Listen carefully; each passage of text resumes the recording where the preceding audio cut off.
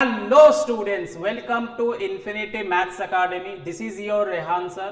তোমাদের সবাইকে infinity maths একাডেমিতে স্বাগত। আমি হচ্ছি তোমাদের रेहान सर। आप सभी को इन्फिनिटी मैथ्स एकेडमी में स्वागत है। मैं हूं आपका रेहान सर। सो आज আমি আরেকবার WBJE এর কমপ্লেক্স নাম্বারের PYQ সলভ করব। এটা হবে এই সিরিজে লেকচার নাম্বার 17। এর আগে এই সিরিজে অলরেডি আমি 16 খানা লেকচার আপলোড করে দিয়েছি। তোমরা যদি এখনো অবধি না দেখে থাকো তাহলে আমার চ্যানেলটাকে ভিজিট করো, প্লেলিস্ট সেকশনে যাও, সেইখানে গিয়ে কমপ্লেক্স নাম্বারের প্লেলিস্টটাকে তোমরা দেখো। And before we start today's lecture, just press the subscribe button, hit the bell button and do share it with your friends and do like, share, comment and what else তোমরা যেভাবে পারবে আমাকে support করো যাতে আমি এই free quality content regular বেসিসে consistency maintain করে তোমাদের জন্য নিয়ে আসতে পারি। সো চলো আর বেশি দেরি না করে লেকচারটা শুরু করা যাক। সো প্রশ্নটা হচ্ছে প্রথম, the first question is the value of 1 plus root 3i upon 1 minus root 3i to the power 64 plus 1 minus root 3i upon 1 plus root 3i to the power 64 is option A is 0, B minus 1, C 1, D I iota। তাহলে এই particular complex নাম্বারের ভ্যালুসটা কি হবে সেটা জানতে চেয়েছে। তাহলে এর সলিউশনটা আমি নেক্সট স্লাইডে দেখাচ্ছি। এই সলিউশনটা শুরু করার আগে কিছু প্রি রিকুইজিট আছে, সেগুলো আমি তোমাদের সাথে ডিসকাস করতে চাইছি। ফার্স্ট অফ অল তুমি নোট করো যে এর পাওয়ার কত 64, আর ভেতরে যে কমপ্লেক্স নাম্বার রয়েছে সেটা কার্টেসিয়ান ফর্মে রয়েছে, মানে x প্লাস আই ওয়াই। তো আমি তোমাদের বলেছিলাম একটা গোল্ডেন রুল, যখনই কমপ্লেক্স নাম্বারের হায়ার পাওয়ার্স রিলেটেড প্রবলেম থাকবে, মানে কি multiplication related problems, either complex নাম্বারকে কনভার্ট করো পোলার ফর্মে অর এক্সপোনেনশিয়াল ফর্মে, তাহলে তোমার ক্যালকুলেশনটা অনেকটাই ইজি হয়ে যাবে। সেখানে দেখো পাওয়ার কত 64, তাহলে এই পার্টিকুলার কমপ্লেক্স নাম্বারকে আমাকে 64 টাইমস মাল্টিপ্লাই করতে হবে। এইটাকে আমি 64 টাইমস মাল্টিপ্লাই করব, তারপরে আমি এই দুটোকে অ্যাড করব। তাহলে আমি বলেছিলাম মাল্টিপ্লিকেশন আর ডিভিশন কেসে কমপ্লেক্স নাম্বারে যদি হায়ার পাওয়ার্স ইনভলভ থাকে তাহলে সব থেকে সুবিধা হবে কমপ্লেক্স নাম্বারটাকে polar form or exponential or Euler's ফর্মে চেঞ্জ করবে। আর যদি অ্যাডিশন সাবট্রাকশন রিলেটেড প্রবলেমস হয় তাহলে কার্টেসিয়ান ফর্মে রেখে করাটাই বেটার। সো যে কোনো কমপ্লেক্স নাম্বারকে তুমি তিনভাবে এক্সপ্রেস করতে পারো। একটা হচ্ছে z equal to any complex number in the form x plus i y, এটাই হচ্ছে কমপ্লেক্স নাম্বারের স্ট্যান্ডার্ড ফর্ম। এটাকেই আমি লিখতে পারি r cos theta plus i sin theta, এটাকে বলা হয় পোলার ফর্ম। আর এটারই আরেকটা শর্ট ভার্সন হচ্ছে, সেটা হচ্ছে r e two the power i theta, এটাকে বলা হয় এক্সপোনেনশিয়াল ফর্ম। তাহলে এই ফর্মের নাম কি? এটা হয়ে যাচ্ছে কার্টেসিয়ান ফর্ম।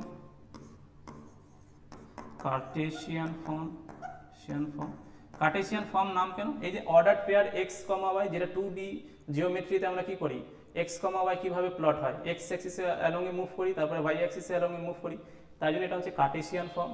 এটাকে বলা হয় পোলার ফর্ম। আর এইটাকে পোলার ফর্ম কেন বলা হয়? এখানে r থিটা ইনভলভ আছে, রেডিয়াস ভেক্টর আর theta angle with x axis, positive x axis, তাই জন্য r থিটা, সো পোলার কোঅর্ডিনেটের সাথে এটা কোরিলেটেড, তাই জন্য এটা পোলার ফর্ম। আর এর নাম হচ্ছে exponential form or Euler form.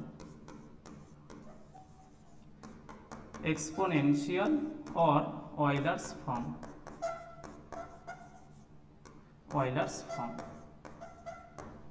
Exponential আর অয়লার্স আর পোলার একই, কিন্তু এটারই শর্ট ভার্সন হচ্ছে এটা। তাহলে এখানে আমি বলতে পারি where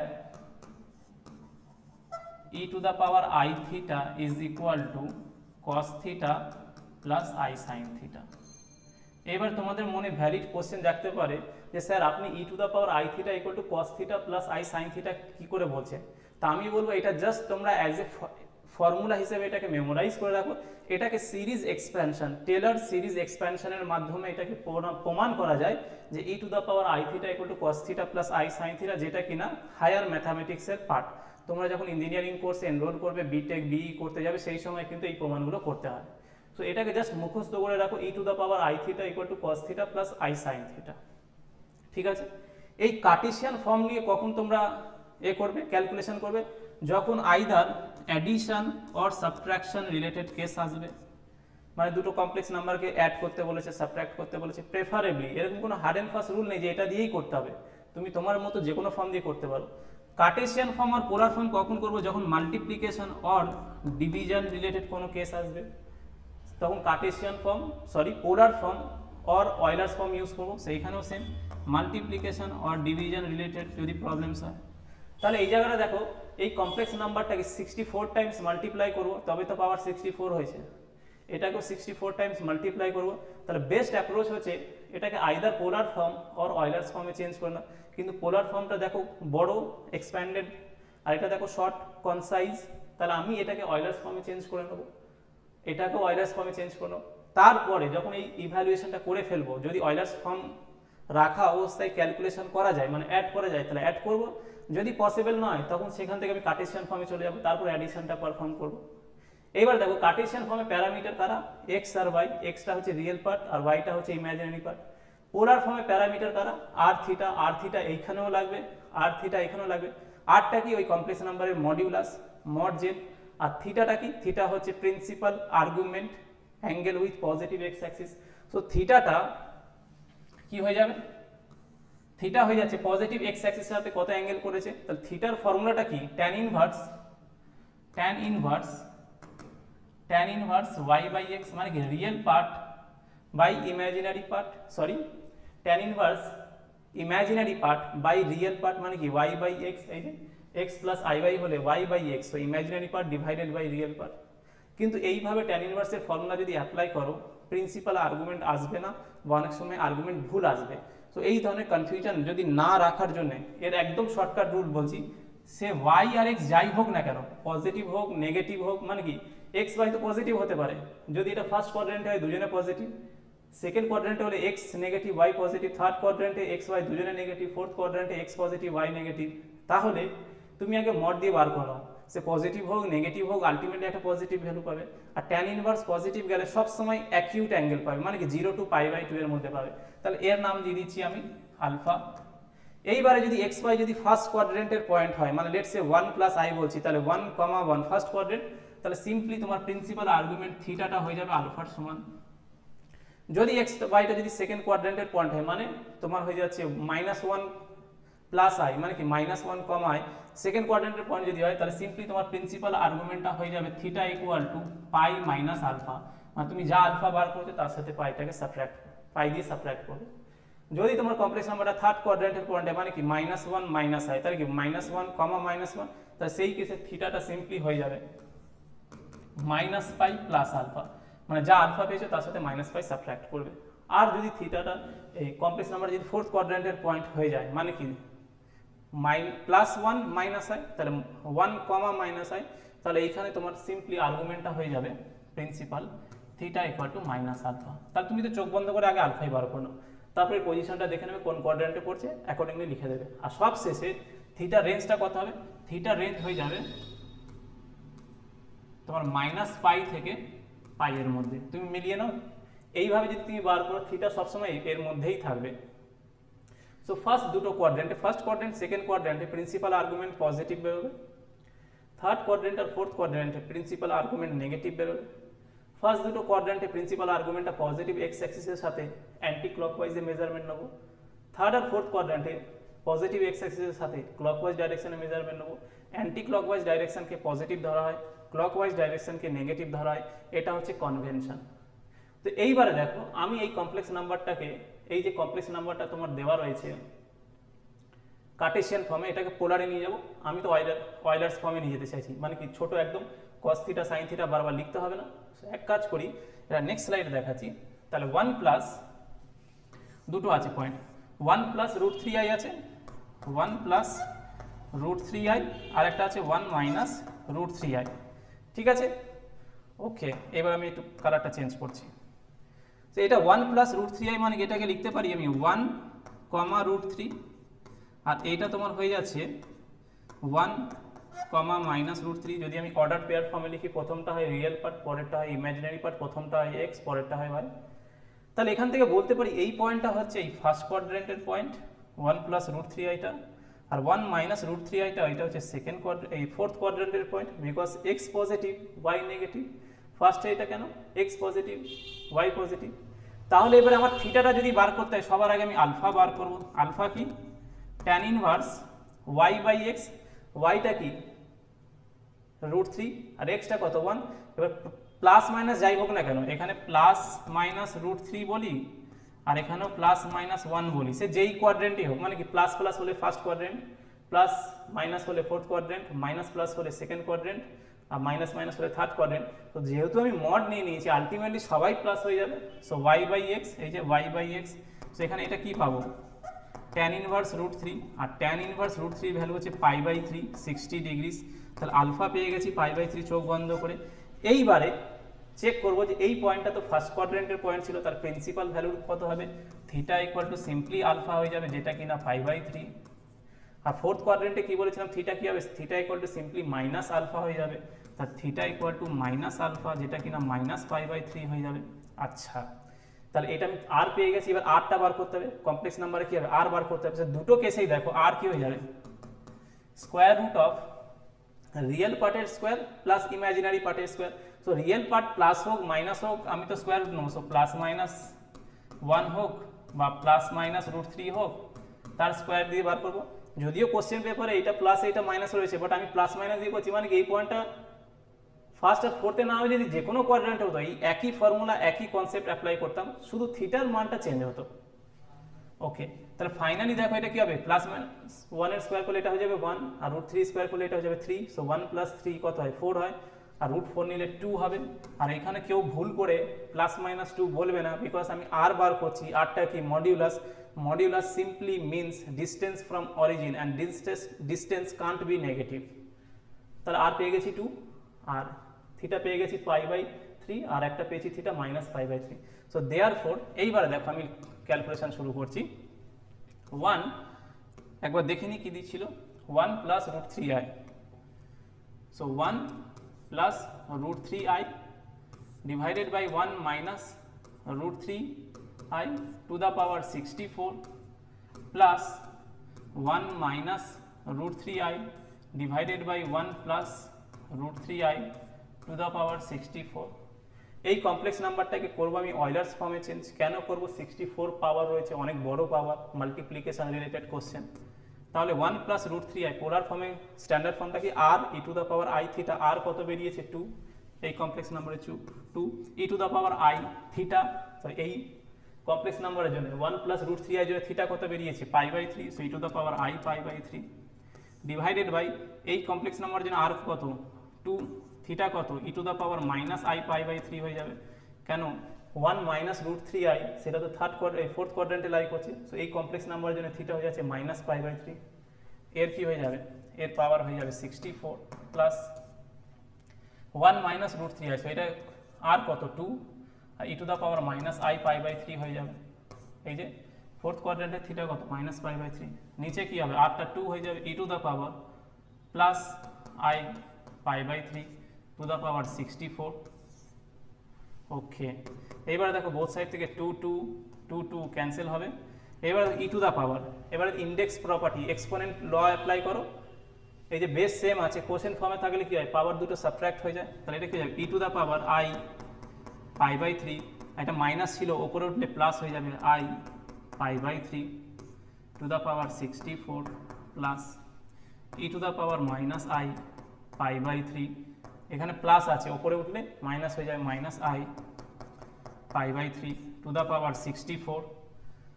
সো এখানে দেখো এখানে a/a⁻x ডিভাইডেড বাই a⁻y হলে কি হয় a⁻x - y। সো আমি সেটাই করেছি, বেস মিলে গেছে, তার জন্য পাওয়ার দুটো এখানে অ্যাড সাবট্রাক্ট হয়েছে, আর আইডিয়ালি অ্যাড হয়েছে, কারণটা হচ্ছে মাইনাস ও মাইনাস প্লাস হয়েছে, আর এখানে মাইনাস ছিল আর এখানে প্লাস ছিল বলে এটা মাইনাস হয়ে গেছে। আচ্ছা, এক্সপোনেনশিয়ালে চেঞ্জ হয়ে গেছে। এখান থেকে দেখো দুটো কেসেই আর নেই, তাহলে ভালোই হয়েছে। এরপরে এটাকে কি করা যেতে পারে, এই দুটোকে করে দাও অ্যাড। সো এটা কি হয়ে যাবে e⁻i 2π/3 two the power 64 plus e⁻i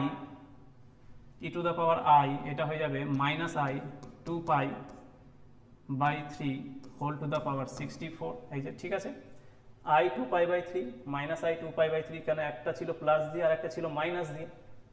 এইবার দেখো এটাকে করে দাও প্রোডাক্ট, সেটা হয়ে যাবে e⁻i 128π/3 প্লাস e⁻i 128/3 পাই হয়ে যাবে। এই যে x টু দা পাওয়ার, এই যে a to the power x whole to the power যদি y হয় তাহলে a to the power xy হয়ে যাবে না, পাওয়ার দুটো মাল্টিপ্লাই যাবে 2 স্কোয়ার টু দা পাওয়ার 3, তাহলে কি হবে 2 টু দা পাওয়ার 6 হয়ে যাবে 2 × 3। তো আমি কি করলাম, সিম্পলি এইটার সাথে এটাকে মাল্টিপ্লাই করে দিলাম।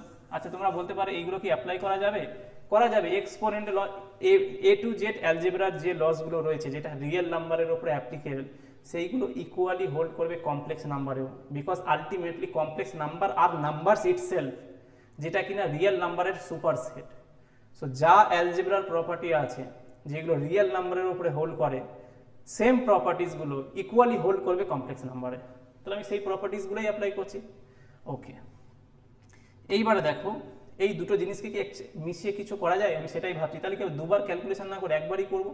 সেটা হচ্ছে এই যে অয়লার্স ফর্মের কথা ভাবো, e to the power i theta কত বলেছিলাম আমি, e to the power i theta তোমাদের বলেছি cos theta plus i sine theta, আর বলেছি এটাকে তুমি ফর দ্য টাইমিং মেমোরাইজ করো না, কারণ এটা বিটেকের পার্ট, বিটেক যখন তোমরা করবে সেই সময় টেলর সিরিজ এক্সপ্যানশনে এগুলো আমাদের আছে, সিরিজ এক্সপ্যানশনে এই প্রমাণগুলো আমাদের করতে হয়। তা আমি বলছি এটা জাস্ট মুখস্থ করে নাও। তাহলে e to the power i theta যদি এইটা হয়, তাহলে এটা বলতে পারি e to the power minus i theta কি হবে, থিটার জায়গায় আমি মাইনাস থিটা রিপ্লেস করেছি, তাহলে এই জায়গাটা কি হয়ে যাবে cos of minus theta plus i sign of minus theta. But cosine তো ইভেন ফাংশন, তাহলে মাইনাসটাকে অ্যাবজর্ব করে নেবে, সাইন তো অড ফাংশন, মাইনাসটাকে বার করে দেবে, সেইটা হয়ে গেল e to the power minus i theta. তাহলে এটাকে নাম দাও 1 আর এটাকে নাম দাও 2। তাহলে 1 আর 2 যদি আমি অ্যাড করি তাহলে কি হয়ে যাবে, e to the power i theta plus e to the power minus i theta is equal to 2 cos theta হবে। এই যে sine theta i sine theta minus i sine theta কেটে যাবে, তাহলে এখান থেকে বলতে পারি যে cos theta is equal to e to the power i theta plus e to the power minus i theta divided by 2। তাহলে দেখলে একটা কত সুন্দর একটা রিলেশন আমি বার করলাম, যে ট্রিগোনোমেট্রিক ফাংশন কসকে এক্সপোনেনশিয়াল ফাংশনে কনভার্ট করে দিয়েছি, এবং এলএইচএস এ দেখো একটা রিয়েল নাম্বার রয়েছে, আর এইচএস এ দেখো আইওটা চলে এসেছে, still they are equal.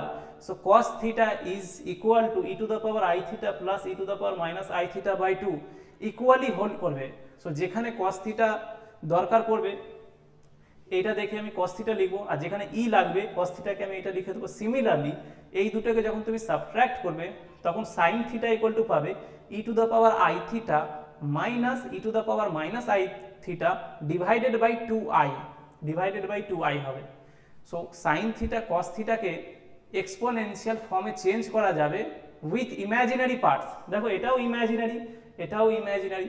So this is the beauty of mathematics. দেখছো এদের মধ্যে ইন্টার রিলেশনটা কিরকম ভাবে বিল্ড হয়েছে। তাহলে এই প্রপার্টিকে এখানে আমি কাজে লাগাই, এখানে থিটা কত, এখানে থিটা হয়ে যাচ্ছে আমার 128π/3, 128π/3। So e to the power i theta plus e to the power minus i theta, e to the power i theta plus e to the power minus i theta. তাহলে এই 2 দিয়ে যদি cross multiply করি তাহলে তো আমি এখানে বলতে পারি এটা হয়ে যাচ্ছে 2 cos 128π ডিভাইডেড বাই 3। বলো এটা বুঝলে কিনা। এই জিনিসটাকে কসে লিখে দিলাম, তাহলে দেখো এটা তো পুরো রিয়েল কোয়ান্টিটি হয়ে গেল, রিয়েল হয়ে গেল, পিওরলি রিয়েল হয়ে গেল না। E to the power i theta plus e to the power minus i theta equal to 2 cos theta হবে। এই যে 2 cos থিটা, সো এটা আমি লিখে দিলাম। এইবারে এর ভ্যালুটা ইভ্যালুয়েট করব, এর ভ্যালু এবারে বলো কি করে ইভ্যালুয়েট করব, একদম ইজি। এইবারে আমরা ট্রিগোনোমেট্রির ত্রিকোণমিতির যে কম্পাউন্ড অ্যাঙ্গেল তারপরে যে আদার প্রপার্টিসগুলো রয়েছে সেইগুলোকে ইউজে নেব। তাহলে চলো এইটাকে আমি লিখছি 42π প্লাস 2π/3। আমি দেখো ইভেন মাল্টিপল অফ পাইয়ে এটাকে ব্রেকডাউন করেছি, কারণটা কি 128π/3 এত বড় অ্যাঙ্গেলের কোসাইন কত হবে বলতে পারছি না, তাই জন্য আমি এক কাজ করি কম্পাউন্ড অ্যাঙ্গেলের প্রপার্টিসগুলো অ্যাপ্লাই করি। তাহলে 42π/3 আদৌ কি এটা লেখা যায়? ইয়েস। এটা এলসিএম সিম্পলিফাই করো, 3 2 এ কত হয়ে যাবে 6 আর 3 4 এ 12, তাহলে 126π প্লাস 2π ডিভাইডেড বাই 3, তাহলে 128π হয়ে যাবে। তাহলে তো এটা লেখা যাবে, আমি যেটা লিখেছি ভুল লিখে নিস, ঠিকই লিখেছি। ওকে, এইবারে দেখো আমাদের একটা কি প্রপার্টি জানা আছে, এটা কি জানা আছে বলো তোমরা কেউ। এবার আমরা তো আগে থেকে জানি যে since cos 2nπ plus theta is equal to cos theta হয়ে যাবে। সো 2n পাই এর মাল্টিপল যদি হয় 2n পাই এর মাল্টিপল প্লাস থিটা হলে সিম্পলি কস থিটা হয়। তাহলে তো এখানে 2n পাই, দেখো 42 পাই, এটাকে কি লিখতে পারো 2 ইন্টু 2 পাই ইন্টু 21 না, এটাকে এইভাবে লেখা যায় না 2 পাই ইন্টু 21। তো দেখো 2 পাই এর মাল্টিপল হলো এটা 2 পাই 4 পাই 6 পাই 8 পাই 40 পাই 42 পাই। তাহলে ইভেন মাল্টিপল অফ 2 পাই হলে cos of 2 pi even multiple of পাই 2 পাই যদি হয় প্লাস থিটা হলে শুধু থিটাটা হয়ে যাবে। তাহলে cosine of even multiple of 2 pi plus theta is simply theta. কেন হয়? কারণটা কি 2 পাই মানে কি একটা কমপ্লিট রোটেশন, মানে যেখান থেকে শুরু করেছো সেখানে এসে ফিরে এসছো, আবার শুরু থেকে অ্যাঙ্গেল মেজার হচ্ছে, তাই জন্য এই 42 পাই এর কোনো ইম্পর্টেন্স নেই, কোনো ভ্যালু নেই। সো কসের যা ভ্যালু হবে সেটা ডিটারমিন করবে 2 পাই বাই 3, মানে cos 128 পাই বাই 3 যে ভ্যালু হবে সেই সেম ভ্যালু হবে cos 2 পাই বাই 3। আবার তোমরা বলে স্যার এটাও তো মুখস্থ নেই, এটা কি করে করব? তাই এটাকে লিখে দাও cos of pi plus pi by 3 লিখে দাও, এই যে পাই প্লাস পাই বাই 3, তাহলে কি হয়ে যাবে? আচ্ছা পাই প্লাস পাই বাই 3 লিখলে 4 পাই হয়ে যাবে। তাহলে তুমি এক কাজ করে এটাকে মাইনাস করে দাও। আচ্ছা মুছে গেছে, তাহলে এটা ফিরিয়ে আনি, এই যে বলো এইবারে তো ঠিক আছে, এইবারে তো ঠিক লিখেছি যে 3 পাই মাইনাস পাই 2 পাই বাই 3। আরেকটা হচ্ছে মাল্টিপল অফ যদি পাই হয়, মাল্টিপল অফ যদি পাই হয় সাইন কসই থেকে যাবে, তাহলে কস কসই থেকে গেল, এই পাই বাই 3 হয়ে গেল। এইবারে চেক করতে হবে যে কোন কোয়াড্রেন্টে পড়েছে। তাহলে দেখো পাই কত 0 টু পাই এই পর্যন্ত পাই মাইনাস সামথিং, পাই মাইনাস সামথিং মানে কি সেকেন্ড কোয়াড্রেন্ট। 180 থেকে যদি কিছু কম করো তাহলে সেকেন্ড কোয়াড্রেন্টে ঢুকে যাবে, আর সেকেন্ড কোয়াড্রেন্টে তো কস নেগেটিভ হয় because all sine tan cos, second কোয়াড্রেন্টে সাইন শুধু পজিটিভ, তাহলে এর আগে একটা মাইনাস আসবে। এবার তোমরা বলে স্যার এইখানে আপনি কেন প্লাস মাইনাস ভাবেননি? 2 পাই এর মাল্টিপল ছিল তো, 2 পাই মানে কত 360 ডিগ্রি ঘুরে আসবে, 360 ডিগ্রি 21 বার ঘুরে আসবে, তাহলে এখানে তো অল হয়ে যাবে না, তার সাথে কিছু অ্যাড করছো, তাহলে কি ফার্স্ট কোয়াড্রেন্টে ঢুকে যাবে, তখন তো সেখানে সবাই পজিটিভ। ওকে, যদি এটা কস না হয় সাইন হতো তাহলে একই জিনিস হতো, কিন্তু এখানে প্লাস হয়ে যেত, কেন সাইনটা কি হয়ে যাবে পাই মাইনাস পাই বাই 3 মানে কি সাইনের ঘরে ঢুকে গেল। আচ্ছা এরপরে দেখো minus 2 as it is cos pi by 3 মানে কস 60 ডিগ্রির ভ্যালুস কত? কস 60 হচ্ছে 1/2 হাফ 0.5। এটা কিন্তু তোমাদের জানতে হবে। কিছু জিনিস আছে যেগুলো প্রি রেকুইজিট, আমি ধরে রাখছি যে তোমরা এগুলো জানো।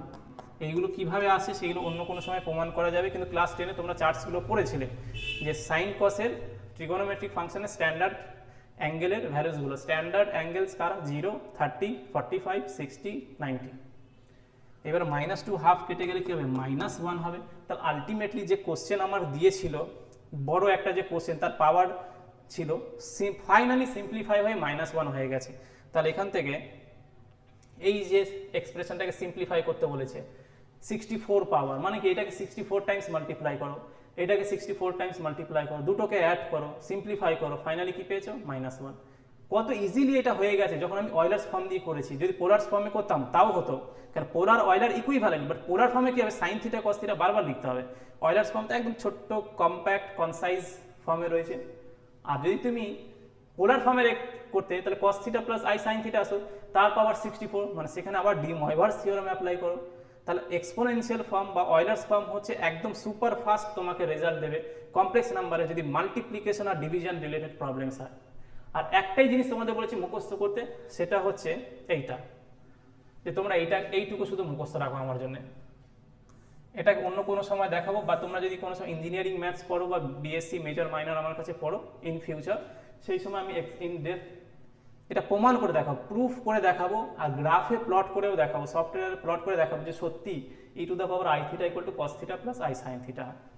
ব্যাস এইটাকে যদি বুঝে যাও তাহলে আর পোলার ফর্ম ইউজ না করে এক্সপোনেনশিয়াল ফর্ম অয়লার্স ফর্ম ইউজ করবো। তারপর যেখানে দরকার পড়বে আমার পোলার চেঞ্জ করে দেবো, যেখানে লাগবে কার্টেসিয়ানে ঢুকে যাবো। আগে তো এই বড় বড় পাওয়ারটাকে তো সামলে নিই। সো আই হোপ এই অ্যাপ্রোচটা বুঝতে পেরেছো। সো এই পার্টিকুলার কোশ্চেনের কারেক্ট অপশানটা হয়ে যাবে যে অপশানে -1 আছে, সো অপশান বি। আরেকবার বলছি, তোমরা এরকম ভাববে, হয়তো ভাবতে পারবে যে স্যার আপনি তো এক একটা কোশ্চেন 15 মিনিট 20 মিনিট ধরে করছেন, কিন্তু পরীক্ষাতে 1 মিনিটের মধ্যে করতে হয়, 30 সেকেন্ডের মধ্যে করতে হয়।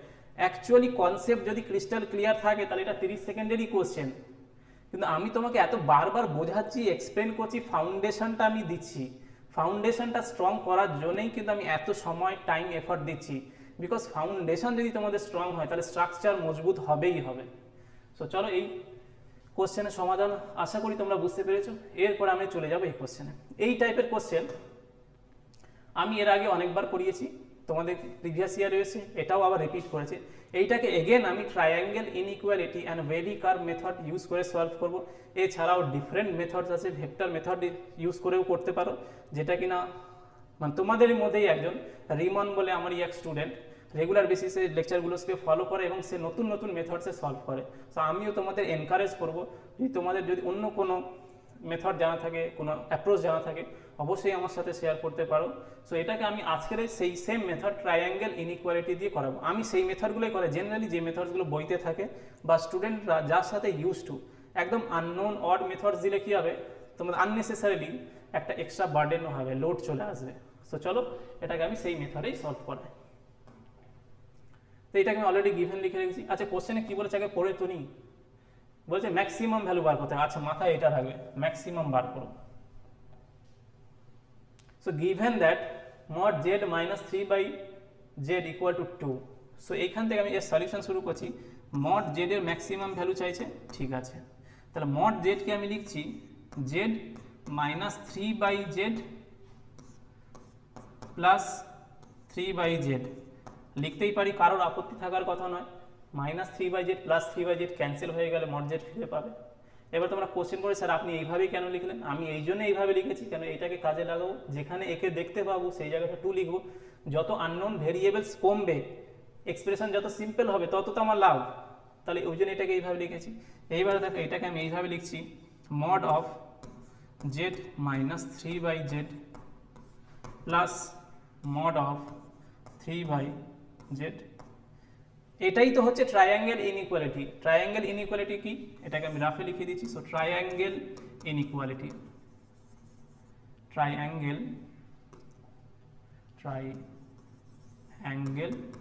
ইনইকুয়ালিটি সেটা কি, যে কোনো দুটো কমপ্লেক্স নাম্বার z1 z2 রয়েছে, তাদের মড নেব।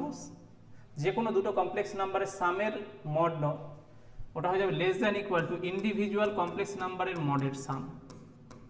এবং এটা খুব ইনটুইটিভ। তুমি দেখো দুটো কমপ্লেক্স নাম্বারকে যদি তুমি অ্যাড করো তাহলে হতে পারেন কোনো অল্টারনেটিভ সাইন থাকার জন্য, প্লাস মাইনাস থাকার জন্য, মানে এফেক্টিভলি সেই কমপ্লেক্স নাম্বারের ম্যাগনিটিউডটা কমে যেতে পারে। কিন্তু এই সাইডে দেখো আগেই আমি ম্যাগনিটিউড নিয়ে নিচ্ছি এবং আগেই পজিটিভ করে দিচ্ছি, তাহলে আলটিমেটলি এটা কি হবে, বড় হবে।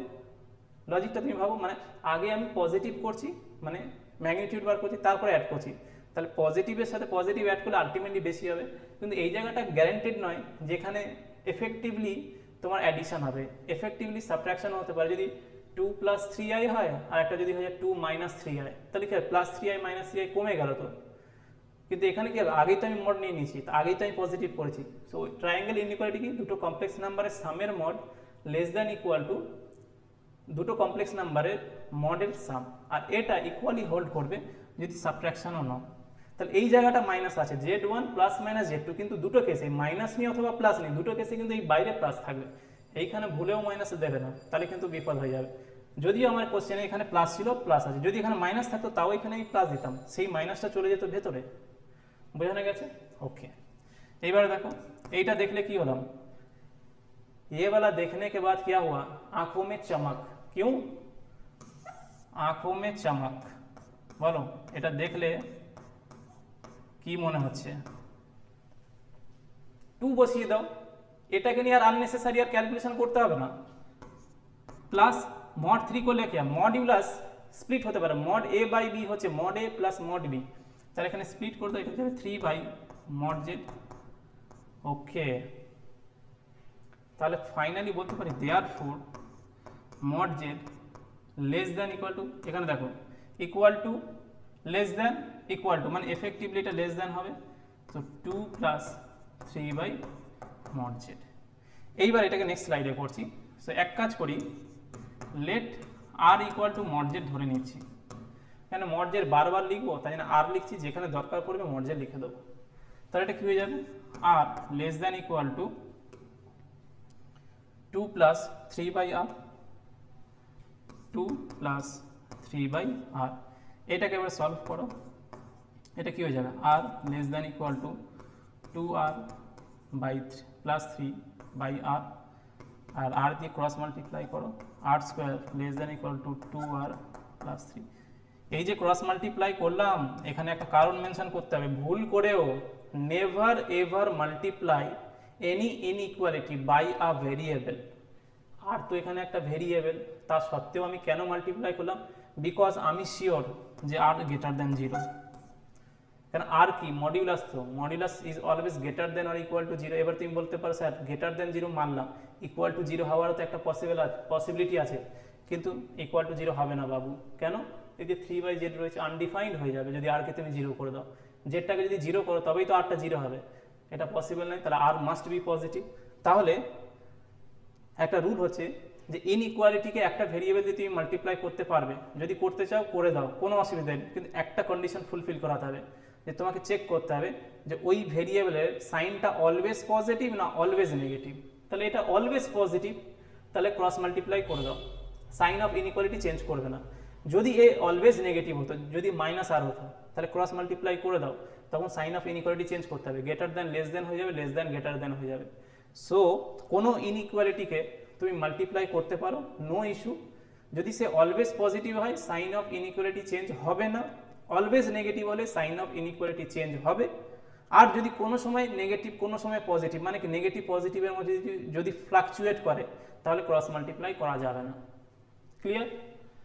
ওকে, এইবার এইগুলোকে বাঁদিকে নিয়ে এসো। হ্যাঁ, এইটাকে ইনইকুয়ালিটিসে লেফট রাইট মুভমেন্ট করানো যাবে, শুধু মাল্টিপ্লিকেশন আর ডিভিশন ভেরিয়েবলের সাথে করা যাবে না। করা তখনই যাবে যখন always positive always negative. Always positive হলে সাইন অফ ইনইকুয়ালিটি চেঞ্জ হবে না, অলওয়েজ নেগেটিভ হলে সাইন অফ ইনইকুয়ালিটি চেঞ্জ হবে।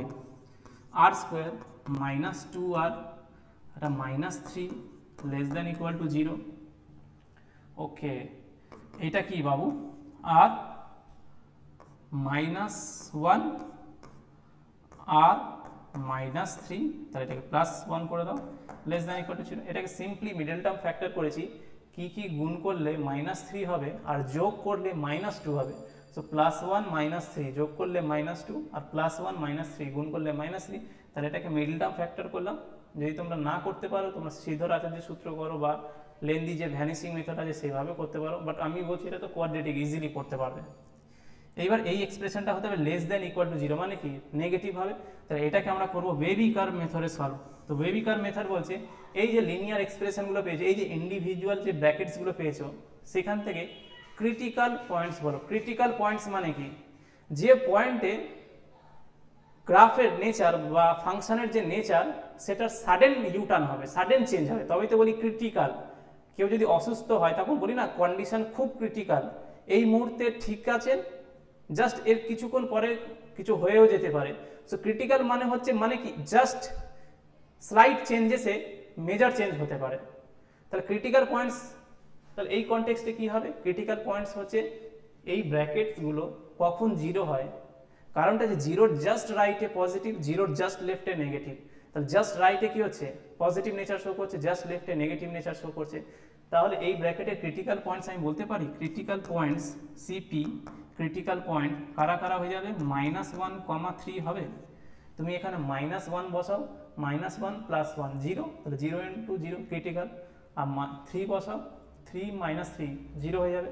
তাহলে -1, 3 তে এই এক্সপ্রেশনের ক্রিটিক্যাল পয়েন্টস আছে, মানে কি এই এক্সপ্রেশনটা পুরোটা 0 হয়ে যায়। তার জাস্ট রাইটে ক্রিটিক্যাল পয়েন্টের আর জাস্ট লেফটে ড্রাস্টিকলি চেঞ্জ হয়, মানে positive positive positive. Critical point যেই ক্রস করবে নেগেটিভ হয়ে যাবে, আর নেগেটিভ নেগেটিভ নেগেটিভ যেই ক্রিটিক্যাল পয়েন্ট ক্রস করবে পজিটিভ হয়ে যাবে। তাহলে এইবারে কোশ্চেনে যে এই ক্রিটিক্যাল পয়েন্টসকে ইনক্লুড করবো না এক্সক্লুড করবো? ইনক্লুড করবো, বিকজ ইকুয়াল টু সাইন আছে। তাহলে ইনক্লুশনের জন্য আমি ডিপ করে মার্ক করছি, সো ডিপ সার্কেল।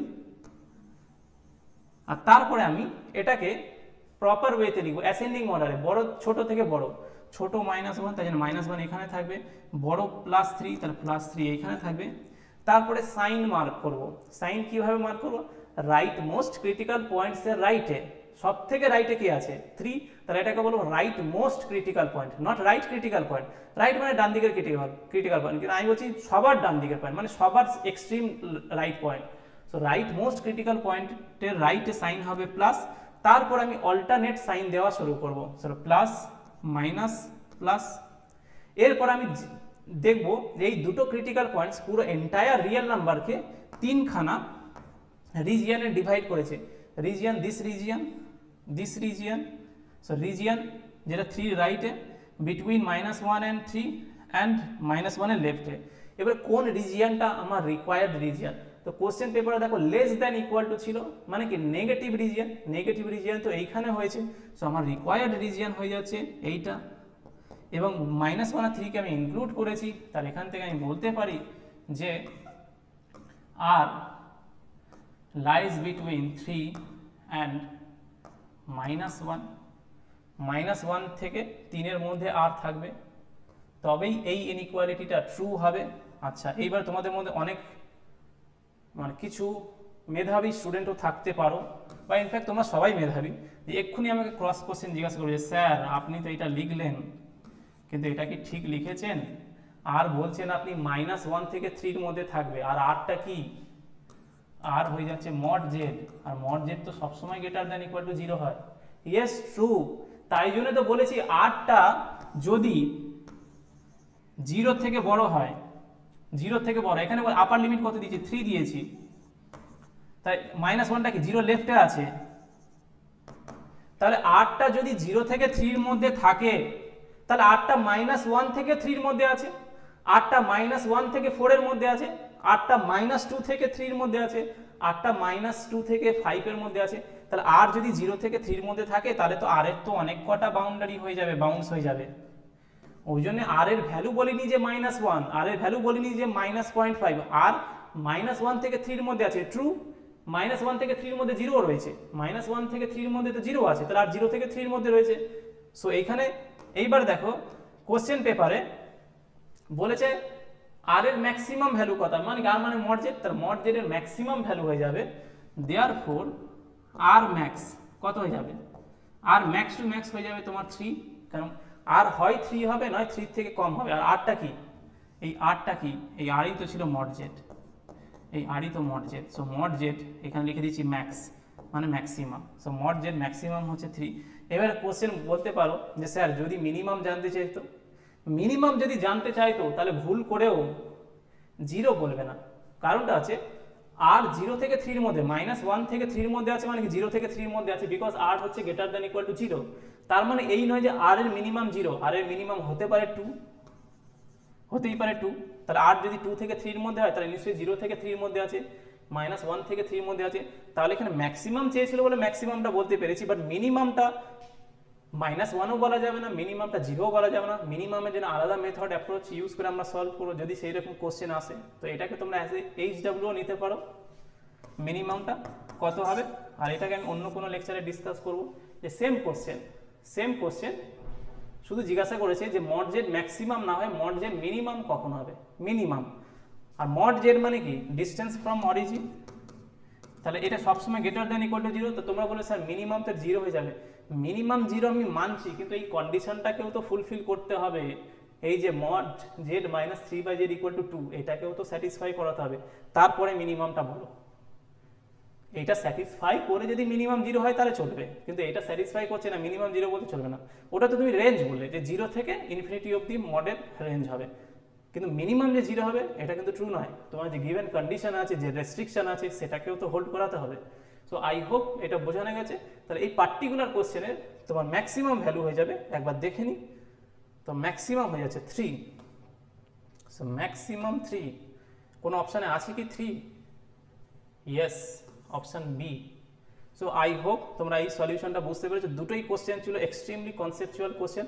আমি এটাকে ইজি বলবো না, কিন্তু এটা মডারেট রাখবো, বাট ইজিও বলা যাবে তাদের জন্য যাদের কিন্তু কনসেপ্ট ক্রিস্টাল ক্লিয়ার আছে। ওই যে পাওয়ার 64 ছিল, কেউ যদি কার্টেসিয়ান ফর্ম রেখে সলভ করার চেষ্টা করে, তাহলে কিন্তু তার সেই দিনকে ওই কোশ্চেন ছাড়া আর অন্য কোনো কোশ্চেন সলভ হবে না। আর একটা এইখানে আমি ট্রায়াঙ্গেল ইনইকুয়ালিটি ইউজ করেছি, কিন্তু ওয়েভি কার্ভ মেথডের কনসেপ্ট লাগিয়েছি যে পলিনোমিয়াল ইনইকুয়ালিটিস মানে less than equal two greater than equal two হলে কীভাবে সলভ করতে হয়। দেখো তোমরা ইকুয়েশন সলভ করতে জানো কোয়াড্রেটিক ইকুয়েশন কীভাবে সলভ করে, কিন্তু কোয়াড্রেটিক ইকুয়েশনে যদি less than equal two greater than equal two থাকে, মানে কি ইন ইকুয়েশন যদি চলে আসে, তাহলে সেটাকে কীভাবে সলভ করতে হয় সেগুলো জানতে হবে। তো সেটা আমি ওয়েভি কার্ভ মেথডের হেল্পে করেছি। সো আই হোপ তোমরা এটা বুঝতে পেরেছো। আমি আমার এন্ড থেকে অনেকটাই ট্রাই করেছি এটাকে এক্সপ্লেন করার জন্য। স্টিল যদি কোনো ডাউটস থাকে, কোনো স্কোপ অফ ইমপ্রুভমেন্ট থাকে, তাহলে অবশ্যই আমাকে কমেন্টসের মাধ্যমে জানাও। অ্যান্ড তোমাদের কাছে আমার একটাই রিকোয়েস্ট, যদি আমার এই এফার্টটা আর আমার যে প্রয়াসটা যদি তোমাদের ভালো লাগে, তা তোমরা অবশ্যই আমাকে সাপোর্ট করো। সাপোর্ট কীভাবে করবে? কোনো সাবস্ক্রিপশন ফি নিচ্ছি না, শুধু চ্যানেলটাকে সাবস্ক্রাইব করো, বেল বাটনকে প্রেস করো, ভিডিওসগুলোকে রেগুলারলি দেখো, ভিডিওসগুলোকে লাইক করো, কমেন্টস করো, বন্ধু বান্ধবদের সাথে শেয়ার করো। মানে এটাকে এইভাবে নিতে পারো, মানে শেয়ারিং ইজ কেয়ারিং। সো তুমি এটাকে এতটাই শেয়ার করো যে এটা সবার কাছে যাতে রিচ করতে পারে, কারণ যে ফ্রি কোয়ালিটি কন্টেন্ট আমি রেগুলার বেসিসে তোমাদের জন্য আনছি। So sharing is caring. তোমরা যদি সাপোর্ট আমাকে করতে যাও, তাহলে তোমাদের সাপোর্ট এইভাবেই করো, জাস্ট রেগুলারলি আমার চ্যানেলটাকে ফলো করো এবং আমাকে হেল্প করো গ্রো করার জন্য। তাতে কি হবে, এতে আমিও অনেকটাই মোটিভেট হবে, ইন্সপায়ার হবে যে আমার কন্টেন্টটাকে সামনে যে লাইক করছে। অ্যাট দি এন্ড অবজেক্টিভটা কি, যে কিছু ভালো করা। সো যদি কিছু ভালো করি, তাহলে তোমরা যদি অ্যাপ্রিসিয়েট করো, তাহলে সেটাও তো আমার কাছে একটা পজিটিভ মোটিভেশন হিসেবে কাজ করবে। সো তোমাদের এন্ড থেকে, মানে আমার এন্ড থেকে তোমাদের কাছে এই একটাই রিকোয়েস্ট যে তোমরা আমাকে সাপোর্ট করো, আর কিছু তোমাদের কাছ থেকে আমার চাই না। আর আমার যতটা সম্ভব হবে, যতটা পসিবল হবে, আমি তোমাদের জন্য রেগুলারলি কন্টেন্ট নিয়ে আসবো। আরেকটা কোশ্চেন তোমাদের কাছ থেকে যেটা জিজ্ঞাসা করছো তোমরা, যে স্যার আপনি একটা দুটো তিনটে করে করাচ্ছেন, এই ডিফারেন্সিয়াল ইকুয়েশন 1 মাসে হয়ে গেল, কমপ্লেক্স নাম্বার এতদিন ধরে, তাহলে পুরো টপিকটা, পুরো এন্টায়ার সিলেবাসটা কতদিনে কভার আপ হবে? অ্যাকচুয়ালি আমি সবগুলো দেখো বোর্ডে লিখে লিখে করাচ্ছি, সব আমাকে বোর্ড ওয়ার্কগুলো করতে হচ্ছে। তো তোমাদের জন্য আলাদাভাবে আমি পিপিটিও বানাচ্ছি, টাইপিংও করছি। কিছুদিন পর আমি পিপিটি রান করবো, একেবারে একটা সিরিজই শেষ করে দেবো। মানে যদি আমি লিমিট, কন্টিনিউটি, ডিফারেন্সিবিলিটি ধরি, তাহলে পুরো একটা 4-5 ঘন্টার একটা ওয়ান শট ম্যারাথন ক্লাস নিয়ে ওইখানে পুরো চ্যাপ্টারটাই আমি শেষ করে দেবো। তো তোমরা আমাকে একটু সময় দাও আর আমাকে হেল্প করো গ্রো করতে। So that is all from my end. So thank you all ভিডিওটাকে শেষ পর্যন্ত দেখার জন্য। সো তোমাদের সাথে নেক্সট ক্লাসে আর একটা ইন্টারেস্টিং কোশ্চেন নিয়ে, আর একটা ইন্টারেস্টিং লেকচার নিয়ে দেখা হবে। So till then, stay tuned, stay safe, stay happy, keep learning, keep growing, keep studying, keep smiling. Jai Hind, Vande Mataram.